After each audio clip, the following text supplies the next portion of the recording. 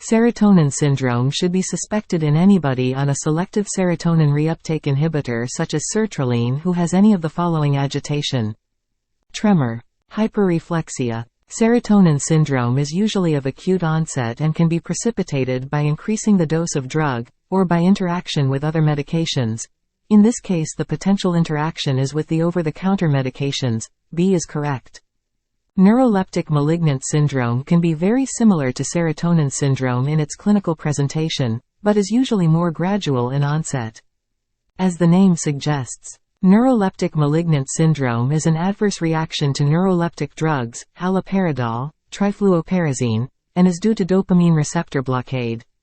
The syndrome can also occur in people taking antiparkinsonian dopaminergic drugs, if these are discontinued abruptly. The first symptom to develop is usually muscular rigidity, followed by high fever, autonomic nervous system instability, such as unstable blood pressure, agitation, delirium with confusion and progression to coma. Other symptoms may include muscle tremors. These symptoms can last anywhere from 8 hours to 40 days and can progress rapidly, usually peaking in intensity in 3 days. Elevated creatine kinase, CK, is a characteristic feature.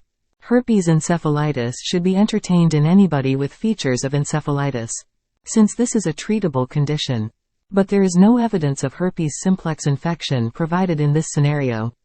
Systemic sepsis is a cause of fever, agitation and confusion, acute brain syndrome, in older patients, but would be expected to be associated with an abnormal white cell count and/or abnormalities on chest X-ray or urine analysis. Drug toxicity as a cause of her fever is more likely than sepsis with this scenario.